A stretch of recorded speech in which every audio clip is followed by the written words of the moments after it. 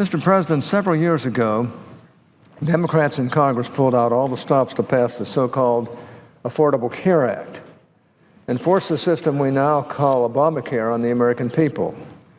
They passed the law on a purely partisan basis and without any regard for public opinion. It was quite simply one of the most blatant exercises in pure partisanship in our nation's history. It deepened partisan divides in Washington and around the country and contributed to the cynicism many have about whether their government is actually paying attention to their needs.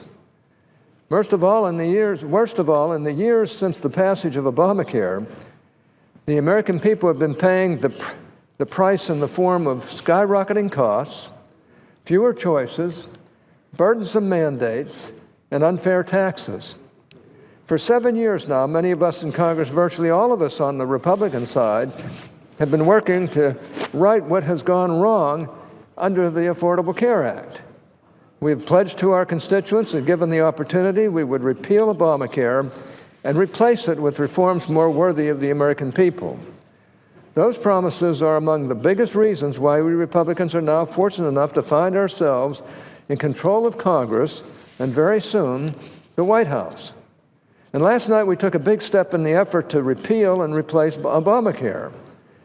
Now, with the budget resolution passed, many in Washington and in the media are talking about what happens next. We're hearing a lot of discussion about the timing of our repeal and replace efforts, with some arguing that we should hit the brakes and solve every problem in advance of taking another vote. Mr. President, my view is this. The repeal of Obamacare cannot wait. The American people need us to act now.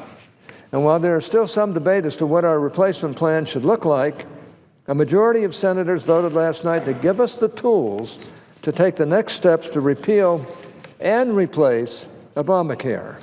And the American people have entrusted us with the power to do just that. We could spend the next several months coming up with more slogans and analogies, but this is not a campaign. The elections have been won, and in my view, it is time to do what our constituents have sent us here to do. I'm not saying that we need to put off the replacement effort. On the contrary, I think it's important that the legislation we draft pursuant to the budget reconciliation instructions include as many sensible health reforms as possible, keeping in mind the limitations that exist with our rules and the necessary vote count. We should definitely work on making the largest possible down payment on the Obamacare replacement with the budget reconciliation bill. That down payment should include measures that give individuals and families more control over their health care decisions and empower states to do more of the heavy lifting when it comes to regulating health care. In addition, we need to provide for a smooth transition period so that we can maintain some stability in the health insurance markets and ensure that we're not leaving Americans who have insurance under the current system out in the cold. As chairman of one of the primary committees with jurisdiction over these matters, I've been working closely with my House counterparts, Chairman Kevin Brady at the House Ways and Means Committee and Chairman Greg Walden at the House Energy and Commerce Committee, to develop proposals on the matters that fall within our purviews. We've been talking with the stakeholders throughout the country and working through the various problems that exist. And that work will continue unabated as we work on the immediate repeal effort and into the future. I'm quite certain that my friend who chairs the Senate Help Committee has been similarly engaged on addressing the draconian insurance regulations that were imposed under Obamacare, as well as the other parts of the law that are within that committee's jurisdiction. In other words, Mr. President, the work to replace Obamacare is ongoing, and we hope to have some initial elements ready to include in the budget reconciliation package. And that work will continue once the repeal has been passed and signed into law so that we can help ensure affordable health care affordable health care options exist for Americans.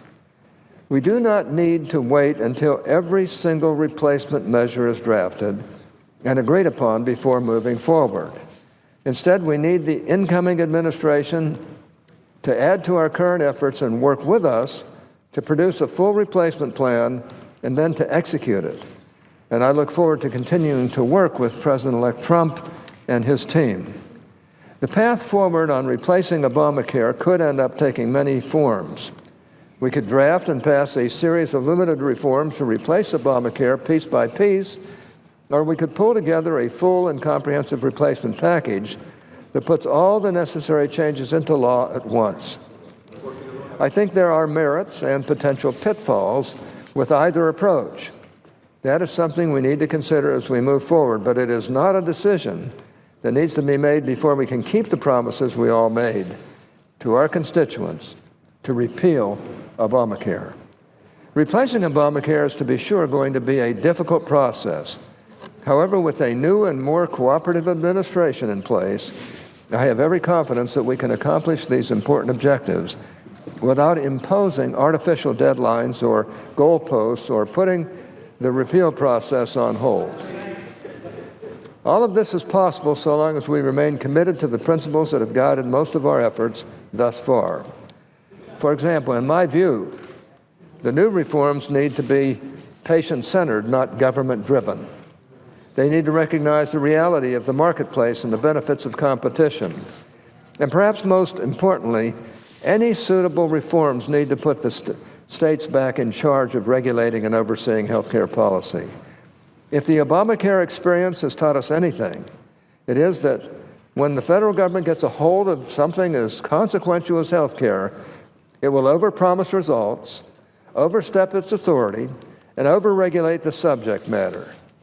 As I've said a number of times, Utah is not California or Massachusetts, and California and Massachusetts are not Utah. All of our states face different challenges and have different needs. There's no reason to begin with the premise that any single approach to health care policy is what's best for the entire country. That is why I, along with several of my colleagues, have been engaging with stakeholders at the state level for quite some time as we work to craft reforms and to put them in place. For example, next week the Senate Finance Committee is hosting a roundtable discussion on Medicaid with some of the most prominent governors in the country. I am pleased that Energy and Commerce Chairman Greg Walden will join us for the discussion as well. This meeting and others like it will give states the opportunity to detail their challenges, the challenges they face, and how we can empower them to meet those challenges instead of dictating solutions from offices here in Washington, D.C. Mr. President, I believe all of my colleagues want to be judicious and methodical with this undertaking. No one wants to act recklessly and do even more damage to our nation's health care system. Discussions and debates over the substance of our Obamacare replacement should continue. Like I said, they've been going on for some time now, and they're not going to stop. But after last night, we have the tools we need to take the first major step in this effort by repealing Obamacare.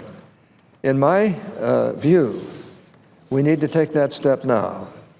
Republicans are united in our desire to repeal Obamacare.